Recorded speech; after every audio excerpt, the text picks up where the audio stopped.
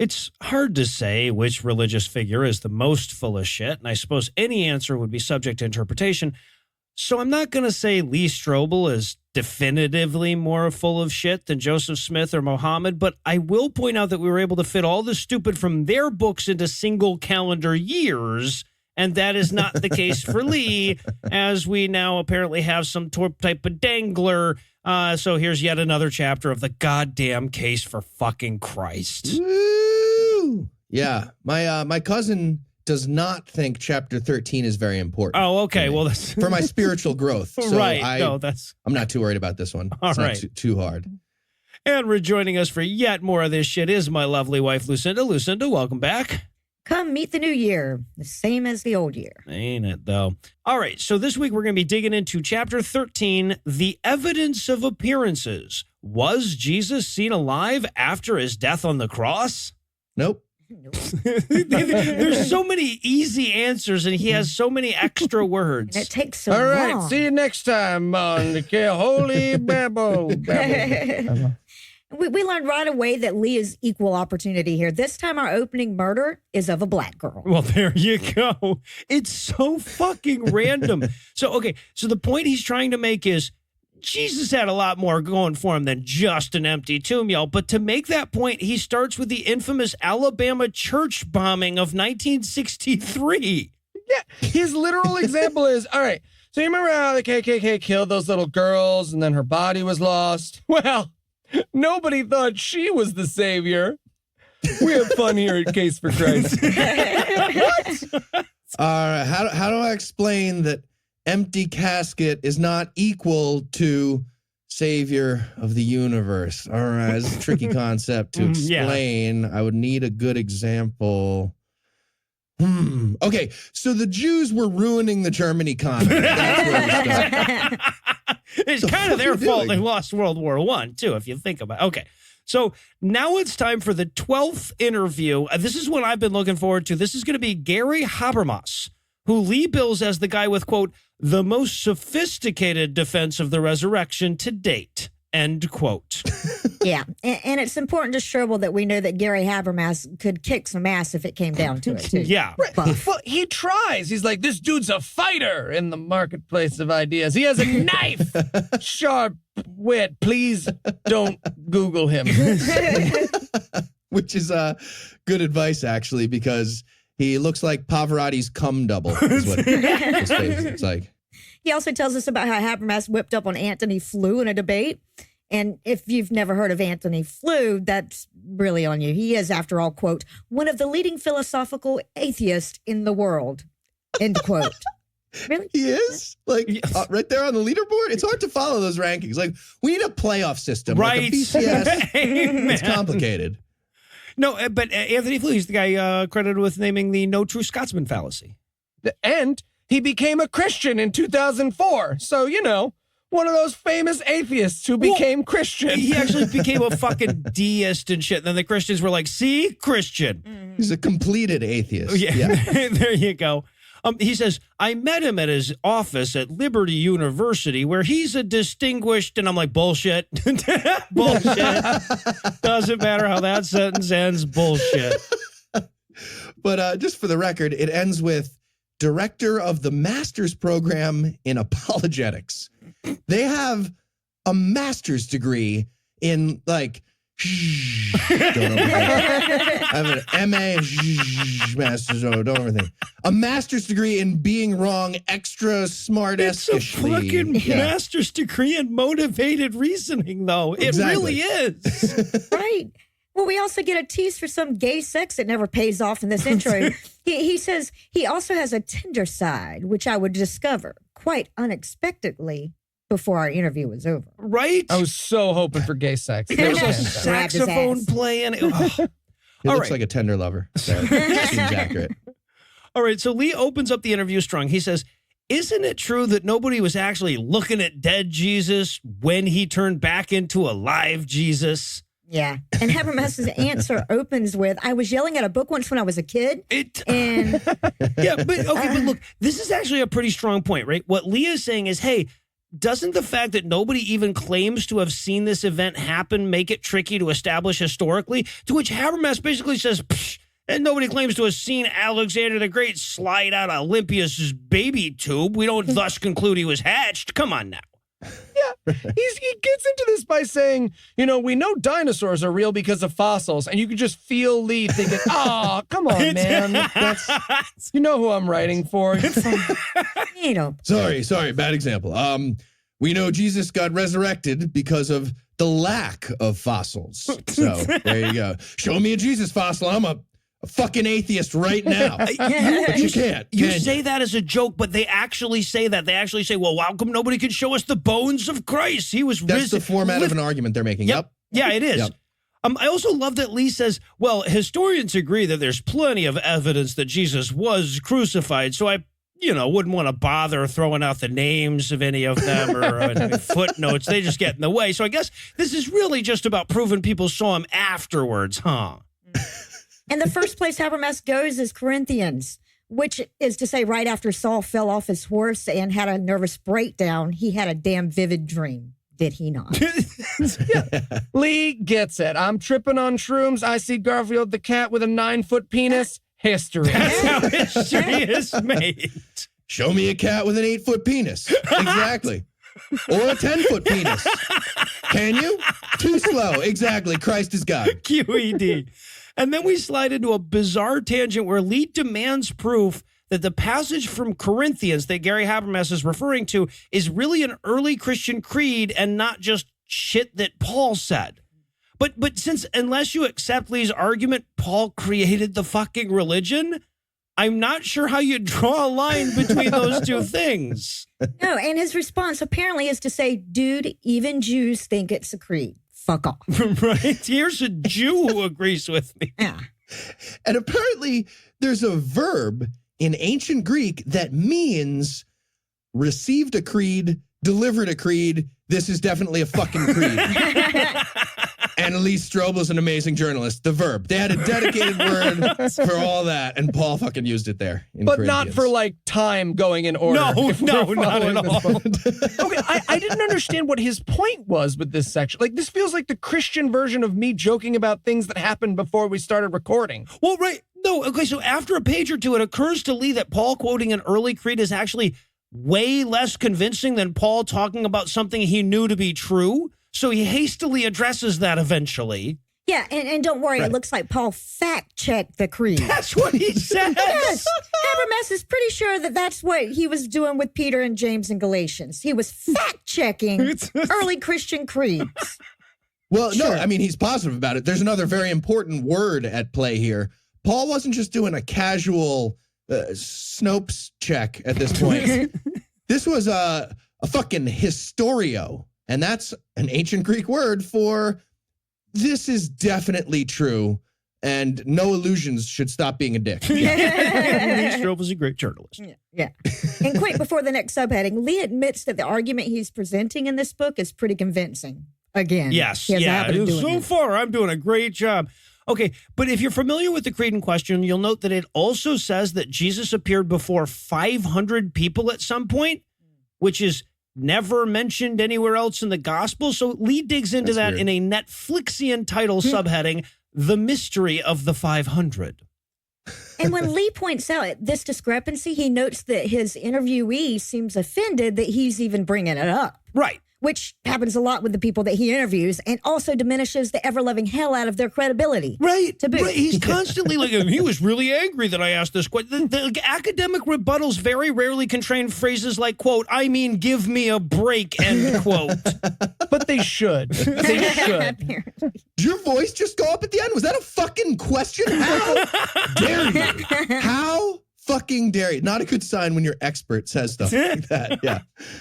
All right. So here, do I have their argument right here? They're saying, sure, nobody else mentioned the 500 witnesses, but Paul was first. So, no point in repeating it all late like a fucking asshole. Yes. Okay, like after Habermas's tirade, Lee sheepishly interjects long enough to say, well, still, a dead guy appearing before 500 people in public seems like somebody would have written that down.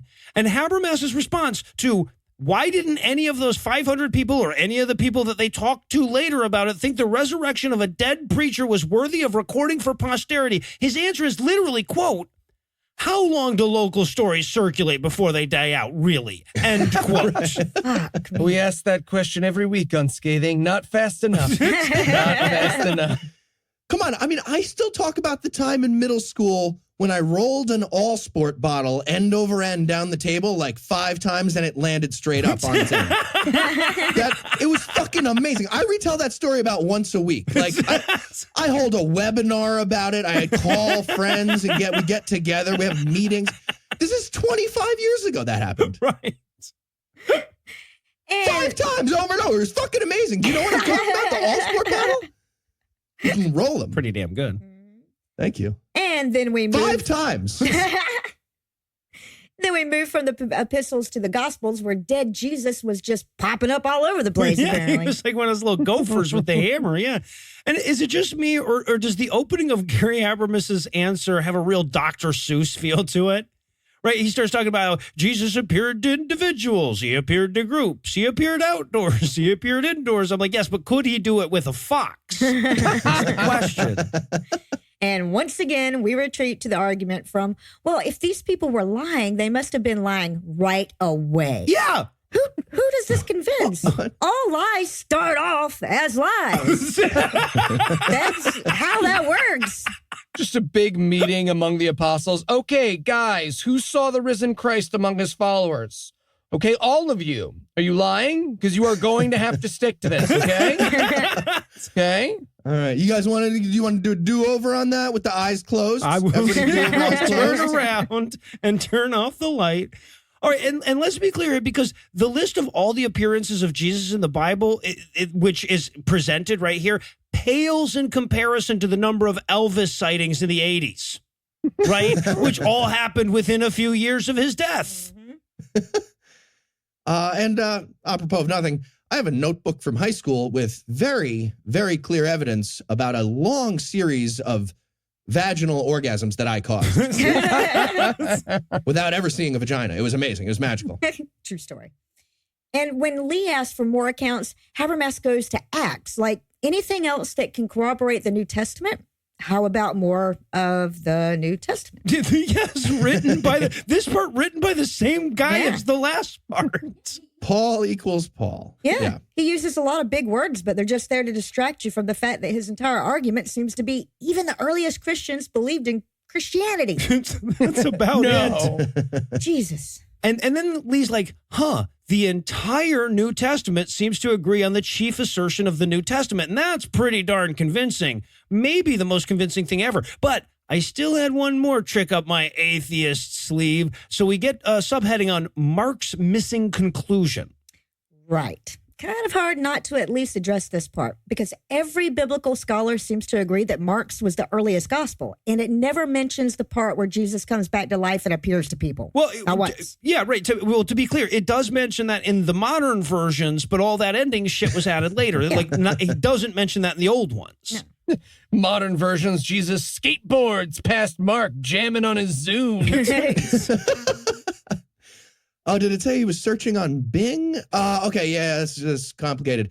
So Bing is actually an ancient Greek word for the search engine that doesn't make us look stupid. Makes us look savvy. Like we know what we're doing. But Habermas is like, Mark wasn't focused on every little detail. So obviously unimportant stuff like the founder of the religion empowering a ministry in physical form after having died publicly would get left out now and again.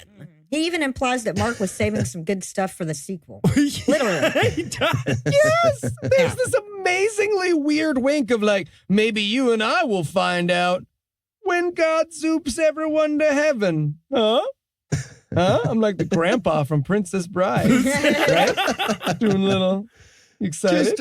Just one last question. Stop it. We got it. You're Columbo. We got it. Yeah. All right, so he opens up the next section by saying, quote, without question, the amount of testimony and corroboration of Jesus' post-resurrection appearances is staggering, end quote. And I feel like staggering would generally suggest, at the very least, appearing in multiple sources. But apparently, no, The Bible seems to generally agree with itself on this is enough to stagger Lee Strobel. There's one thing I've learned from this book. It's that I want to tell Lee Strobel a ghost story. Where did the sweater come from, though?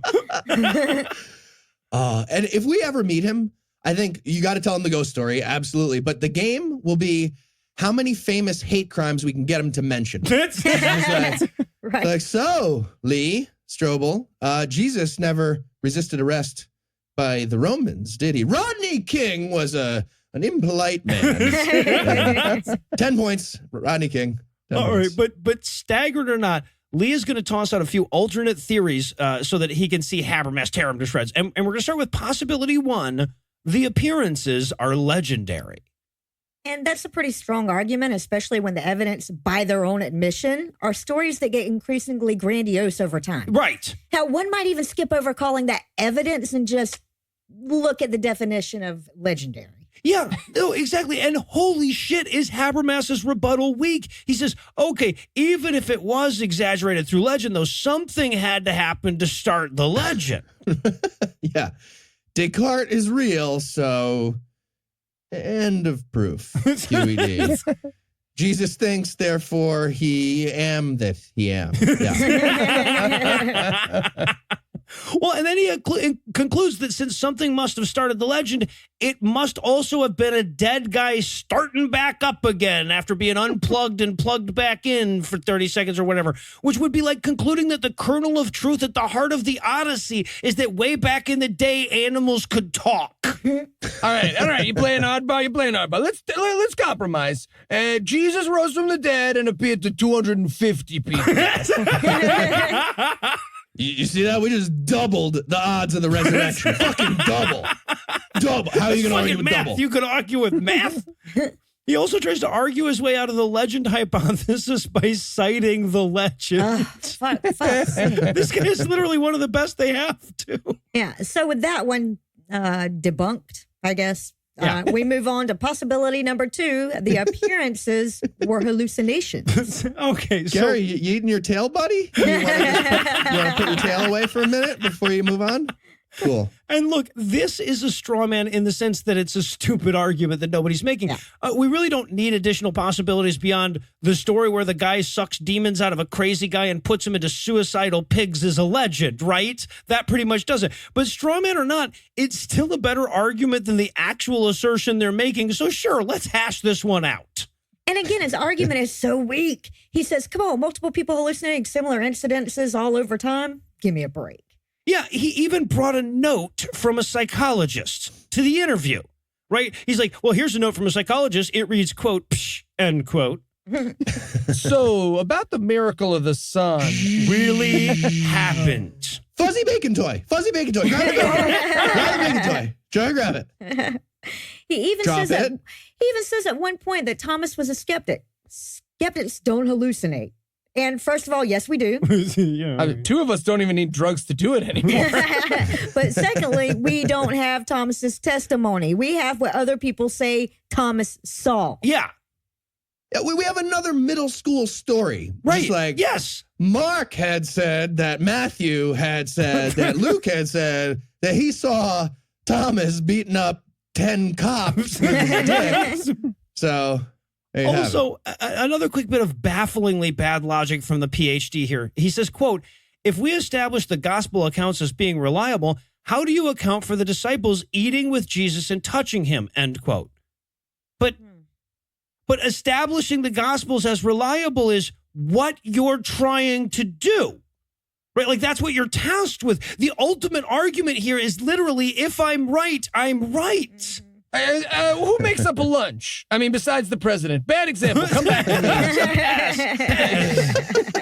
me. Jesus. Okay, but then Lee backs off a bit in light of these very powerful arguments, and he says, okay, what if it wasn't a hallucination per se, but more like that thing that Wiccan hippies do after a ritual has no result whatsoever, and then everybody starts going, hey, did anybody else feel that? Is that what happens? Oh, yeah. Mm-hmm. And I'm sorry, but was Habermas's first argument here, I know atheists are, but what am I? Yes, That's was. what, okay. Okay, tell me if I'm wrong about this. Is his argument, Sure, maybe they all lied because their entire religion was based on it, but atheists might also be lying about all the things they don't believe. Yeah. I think I think that's it. He actually mentions the debate with Anthony Flew again. He's like, yeah, so Flew actually tried that shit on me too. And I was like, you are. And Flew was like, fuck, I totally am. That was great use of you are. Is it just me, or like, do you imagine that 7 or 8 times during this interview, Habermas says, okay, wait, you be Anthony Flew, I'll be me. Hold on. So you stand here. Of course, now, for good measure, though, he does add a scoop of die for a lie to this argument as well. Of course. Yeah, and then Lee forgets he's pretending to be objective again. So the next subheading is no rational doubt. Of No course. rational doubt. Yeah. Idiot. He opens it up by summarizing how solid his arguments have been so far, and then quotes a theologian who basically says, yeah, no reasonable person could not be a Christian now. Sorry, before we move on, just checking the scoreboard one more time. Still winning. Yeah. Fucking metaphysics book by Charlie Sheen. It's ridiculous. And then he closes his interview with Habermas with one more of his notorious hardballs. He says, so does this resurrection thing matter much, you think? Oh, Big deal. Jesus. And Lee's like, and to be honest, I wasn't expecting to get a full page and a half off of this, but he started bawling like a baby and shit, so I figured I might as well pad my word count a little. About what he does. Yeah, so out of fucking nowhere, Habermas is telling us the story of his wife dying of stomach cancer. Because, okay. Yeah, that was weird. This felt like Lee Strobel didn't have something to start the next chapter, one of his ridiculous, terrifying stories. He was like, oh, Gary, so just last thing. Any chance you have a good story about somebody dying? A black person, maybe? Your wife? Is that what you said? Is she black? Whatever, it's fine. It's fine. It's fine. As long as somebody We'll figure it out. dies, we're good. Can you pretend she's black? Look, and this is yet another example of the interview subject undercutting the fuck out of his own credibility and Lee being too dumb to notice. Right? Why would you keep this? He basically says, look, I have to cling to this Christianity thing or I'll be forced to deal with the fact that I'm never going to see my dead wife again. So, of course, I'm being perfectly objective. Yeah, he might as well end this by being like, look, like Eli's mom every time religion comes up at Christmas, I'm just going to stare at you until you start talking about something else. Okay, so Your then father's dead. Your father's dead. But of course, we never get out of a Lee Strobel chapter that easy. One death never does it. So then we get the deliberation questions. We have 4 of them again. So starting with question 1, Habermas reduced the issue of the resurrection down to 2 questions. Did Jesus die, and was he later seen alive? Based on the evidence so far, how would you answer those questions and why? Heath, you seem to be dying to answer this one. Oh, no, I'm excited about this one. Okay. I'd ask whoever asked me those 2 questions, I'd ask them to, hey, come lean in really close. Lean in really close. Cool. And then I'd whisper, I'm holding a gun in my pocket. Give me all your money. We are both taking this seriously in equal amounts right now. Yeah, I'd answer them nimbly. Well, I love that did Jesus die is question 1. So pretty much no matter what, they're half right. Yeah, yes, he is not still alive. We can all agree on that. All right, question 2. How influential is the 1 Corinthians 15 creed in your assessment of whether Jesus was seen alive? What are your reasons for concluding that it's significant or insignificant in your investigation? Not at all. And for the same reasons, I don't believe women who say they think Me Too has gone too far. Well, when trying to determine if the Bible is correct, the fact that the Bible says so is insignificant. I feel like this was meant to be a trick question. Yeah, I think it was supposed to be harder. Not sure how I'm supposed to answer. I'd say it was pretty darn influential, especially the part where it doesn't match up to the goddamn Gospels later, you fucking idiots. All right, 2 more. Question 3. Spend a few minutes to look up some of the Gospel appearances cited by Habermas. No. Nope. Yeah, you do it, not. asshole. Absolutely not. Do they have the ring of truth? Jesus. Do they have the ring of truth to you? N.A. How would you evaluate them as evidence for the resurrection? I love that even this question has built-in bullshit, right? Really, 13 chapters of the best he can even hope for us, but it sounds like a true thing might sound like, though, right? Yeah, the ring of Audio truth. congruence. Yeah, the ring of truth. That sounds like an item you'd need to make it past the fourth castle or Right. something like that. I said no. I also said no. Yeah, no, you guys declined. Pass. All right. So finally, question 4. Habermas spoke about how the resurrection had a personal meaning for him. Have you faced this this is so awful? Have you faced a loss in your life? Eli. How would belief in the resurrection affect the way you view it? Eli. I mean, I lost a whole fucking year on this book. Ditto. Yeah, I mean, I know some people who turned out to be not immortal, Right. but none of them was Jesus Christ. So belief in his resurrection doesn't really come into play. Right. But let's get to the underlying manipulation here. Like, yes, I guess I would feel better to know that my dad is just ignoring me or more accurately, burning in hell. Well, yeah, forever. right. Yeah, or he got resurrected as some shitty thing that can't talk. You don't know. It's a lot of things. Right. A lot of possibilities. Okay, so on that note, we're going to bid Leah not so fond to do for the night, but we've still got another chapter and a goddamn conclusion. So we'll be back soon with even still more Case for Christ. Do we fucking have to?